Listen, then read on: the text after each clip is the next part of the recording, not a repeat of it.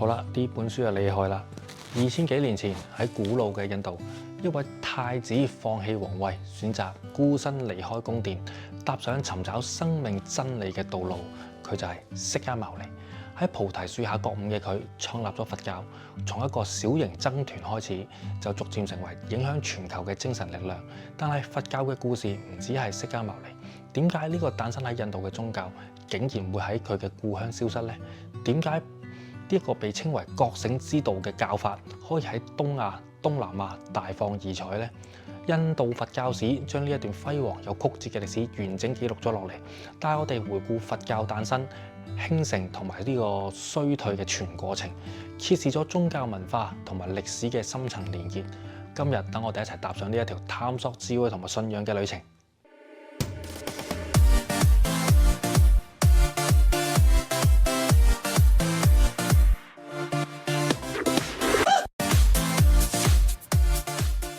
要了解佛教嘅誕生，首先咧要返到佢嘅發源地古印度，一個咧被稱為文明搖籃嘅地方。印度佛教史裏面指出，印度係多民族、多文化交織嘅地方。宗教同哲學咧就喺呢度孕育㗎啦，構成咗世界文化史上最深遠嘅精神遺產。喺古印度，社會結構係建立喺4大種姓嘅制度上面。婆羅門即係祭司啦，剎帝利即係武士，吠舍即係平民，同呢個首陀羅即係奴隸。婆羅門咧作為精神領袖，掌控咗所有宗教儀式同埋宇宙秩序嘅詮釋權。但係咧就喺呢一個被階級壓迫嘅時代，一位嚟自剎帝利嘅貴族嘅太子悉達多喬達摩選擇咗放棄榮華富貴，出家尋找生命嘅終極真理。佢經歷咗6年嘅苦行。從王子變成隱士，但佢發現極端自虐嘅修行係冇可能帶嚟內心嘅解脫嘅。最終佢選擇喺菩提樹下靜坐冥想，發下決心：若不證得究竟覺悟，絕不離開此處。經歷49日嘅深思苦修之後，佢最終體悟到四聖諦同八正道，徹底覺醒，成為咗佛陀，意思即係覺悟者。咁佛陀認為世間痛苦源自於貪、嗔、痴等嘅煩惱，唯有透過戒、定、慧3學先可以得以解脫輪迴。佢嘅教法咧就唔需要繁瑣嘅祭祀或者依賴神靈，而係透過自我嘅修持實現智慧同埋慈悲。本書就話佛陀嘅智慧唔係神聖嘅天啟，而係經歷苦行、思索同內觀之後嘅深刻領悟。正因為佢推翻咗傳統宗教對階級同埋呢個神權嘅依賴，佛教就成為咗當時印度社會變革裏面一個強大嘅精神力量，影響嘅力量咧仲遠遠超過古印度，成為呢個世界性嘅宗教。釋迦牟尼成道之後，佢冇選擇隱居，而係決定將佢嘅覺悟傳授俾世人。佢喺鹿野苑首次向5比丘講解四聖諦，呢個舉動被稱為初轉法輪，標誌住佛教傳教嘅開始。呢本書《印度佛教史》記載咗5比丘聽完佛陀嘅教誨之後，即刻成為咗佢最早嘅弟子。佛教僧團就此誕生，成為咗傳播智慧同埋慈悲嘅火炬。當時嘅印度係一個充滿社會動盪同變革嘅時代，嚟自唔同種姓嘅人因為佛陀嘅教法聚集咗喺埋一齊啦，形成咗一個跨越階級界限嘅一個新型精神社群。佢哋以平等、慈悲同簡樸為生活指引，打破咗傳統社會嘅固有規範。釋迦牟尼一生四處遊化，傳播佛法，吸引成千上萬嘅信眾。佢教導弟子依法修行，勿依個人，要依智慧，勿依偏見。書裏面就話佛陀認為法嘅真理係超越個人存在，唔應該被特有嘅階級去壟斷或者神化。咁之後咧，佛陀涅槃之後，為咗避免教法失傳，佛教界咧就進行咗一個歷史上面嘅第一次經典結集。據書裏面記載，阿難尊者背誦呢個佛陀教法，優波蘭尊者咧就記律呢個戒律。呢次結集咧就保存咗佛教最早嘅經典素材。佛教經歷咗多次嘅結集，教義咧就逐漸系統化，尤其是喺呢個阿育王時期，佛教迎嚟歷史上面最大規模嘅國家弘法運動。阿育王係呢個古印度嘅偉大君主，皈依佛法之後，將佛教咧作為呢個國策推行。仲咧喺呢個印度各地咧建設呢個佛塔、寺廟同埋黑石碑去宣揚佛教。喺本書裏面就指出，阿育王唔單止喺國內推廣佛教，仲派遣使團遠赴中亞、斯里蘭卡，甚至傳到呢個地中海東部，開啟呢個佛教全球化之旅。佛教咧呢個傳播過程裏面咧出現咗對教義唔同嘅理解同埋爭論，最終導致到呢個部派佛教嘅分裂，主要分為上座部同大眾部。分裂固然帶嚟咗教義多樣化，但亦都咧推動咗思想深度嘅發展，為後來大乘佛教嘅誕生鋪路。佛教傳播過程裏面唔單止係信徒增多，仲出眾咗思想上面嘅重大突破。喺部派佛教分裂之後，學派之間嘅教義辯論日益激烈，孕育咗一場深刻嘅思想革命。其中最重要嘅革命就莫過於大乘佛教嘅誕生。根據印度佛教史，大乘佛法由早期部派嘅內部分化出嚟，強調菩薩精神，提倡普度眾生，唔再局限於個人嘅解脫。喺大乘思想裏面，最具代表性嘅學者就係呢個龍樹菩薩。佢提出咗深奧嘅中觀理論，核心個概念係緣起性空，即係咧萬物無自性，係因緣和合而成，冇固定不變嘅本質。本書咧仲強調龍樹嘅哲學係對存在於認識嘅深刻反思，佢將佛教推向咗理性嘅思辨嘅高峰，影響後世亞洲哲學同宗教嘅思想。另外，唯識學派亦都喺呢個印度誕生，提倡萬法唯識，即係一切現象都係心識嘅顯現，進一步深化咗佛教哲學嘅精神同內涵。佛教嘅思想演變亦喺呢個文化上面咧綻放異彩。從呢個阿占陀舍窟嘅精美壁畫，到斯里蘭卡同中亞地區嘅佛塔雕塑，佛教藝術成為咗古代世界呢個最璀璨嘅文化財富之一。喺本書裏面記載，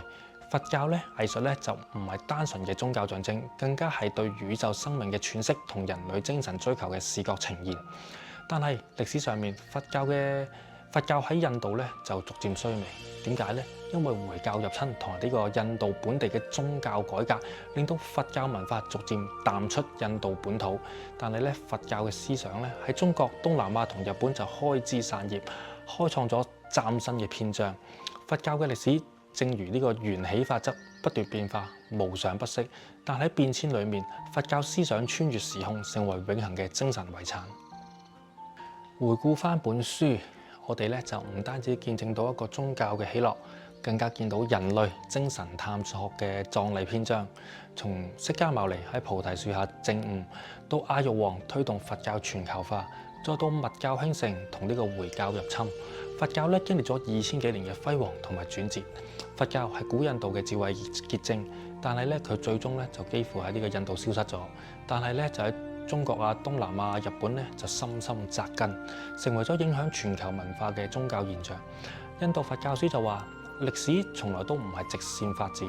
而係多層次嘅文化交匯同適應。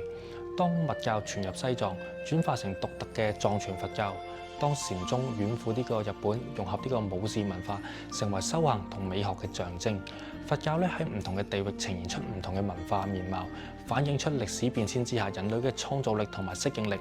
佛教嘅智慧冇停留喺歷史書上面，而係滲透到現代嘅哲學、心理學，甚至乎呢個人工智能等等多個領域。龍樹菩薩提出嘅空性同緣起法，提醒我哋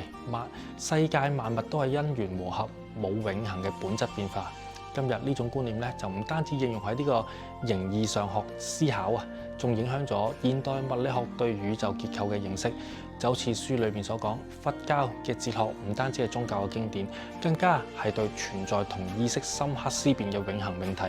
心靈層面上面，佛教嘅正念同冥想嘅修行，成為現代心理治療同壓力管理嘅重要方法。近年嚟，從呢個商業管理到健康生活，越嚟越多人開始接觸呢個同埋實踐正念冥想，從中揾翻內心嘅平靜同埋智慧。佛教就唔單止係哲學，更加創造咗呢個驚世駭俗嘅藝術遺產，好似阿占陀舍窟嘅壁畫展現出佛法對人性嘅深刻洞察同呢個追求靚嘅渴望。巴米揚大佛啦，壯麗嘅雕塑雖然爛咗，但係佢都係精神光輝永存嘅。佛教藝術咧唔係單純嘅宗教象徵，而係文化記憶嘅視覺呈現，反映出人類對生命意義同美好世界嘅嚮往。書裡面記載就話，佛教藝術係宇宙生命嘅詮釋，同時係人類情感同埋信仰嘅視覺呈現。佛教嘅歷史係一場跨越時空嘅心理覺醒之旅，佢令我哋思考啦，人類咧點解會追求呢個精神嘅歸宿呢？點解文化嘅傳承需要經歷波折同埋轉變呢？嗱，本書裏邊就話，歷史並唔係冰冷嘅事件羅列，而係選擇同抉擇嘅結果。每一個文明都係喺選擇裏面創造，喺變遷裏面成長。嗱，今日咧嘅我哋啦，生活喺呢個全球化資訊時代，面對變化同不確定性，佛教嘅智慧咧就為我哋帶嚟珍貴嘅啟示。接受無常，擁抱當下，化困境為修行，將智慧同慈悲融入每一個抉擇。回首印度嘅佛教歷史，唔單止係一個追溯一個宗教嘅喜樂，反而咧係反思人類精神嘅無盡追尋。希望呢本書咧令你更加認識到佛教嘅深遠影響，仲啟發你探索更深嘅自我同埋呢個生命嘅意義。當我睇完呢個《印度佛教史》呢本書咧，我個心啊〜就好似多咗把聲咁啦，提醒我人生就好似佛教嘅歷史咁，充滿咗喜樂、掙扎同埋成長。釋迦牟尼太子就放棄皇位，離開咗奢華嘅宮殿，孤身去尋找生命嘅真理同埋旅程。佢嘅選擇提醒咗我對呢個何謂重要嘅思考。喺現代社會，我哋忙住追求物質、地位同埋肯定，但有幾多時候咧，真係會靜落嚟問下自己，其實我真正嘅需要係啲乜嘢？佛教講求無常。話萬物係瞬息萬變，冇乜嘢係永恆嘅。最初覺得無常聽落去好殘酷，但係諗諗下，竟然發現其中有一個自由嘅釋放啊！原來咧，改變唔係敵人，而係生命自我更新嘅機會。每一次失落同埋重生都係成長嘅一部分。書裡面每一個章節咧，都令到我好難忘記嘅。釋迦牟尼喺呢個菩提樹下49日冥想，面對內心最深層嘅恐懼同埋疑惑，最終就得到覺悟。呢個故事令我明白到真理咧就唔係嚟自外界，而係自己經歷嘅苦痛掙扎之後嘅體悟。我仲記得呢個阿育王成為護法，將呢個佛法傳遍天涯海角嘅時候，我就諗啦，佛教之所以能夠穿越各界種族，係因為佢講緊嘅係每一個人經歷嘅人生課題，苦痛、希望同埋愛同埋釋放呢啲感情咧，跨越時空、跨越文化，直擊每一個人嘅心靈深處。而龍樹菩薩提出嘅空性，初時聽落去真係好虛無嘅，但係諗深一層，佢其實咧係話我哋唔需要被外界定義束縛住，所有嘢都係緣起緣滅，過去嘅創傷、未來嘅恐懼，其實只係存在喺我哋心裏面。明白到呢一點咧，先至可以真正擁抱當下。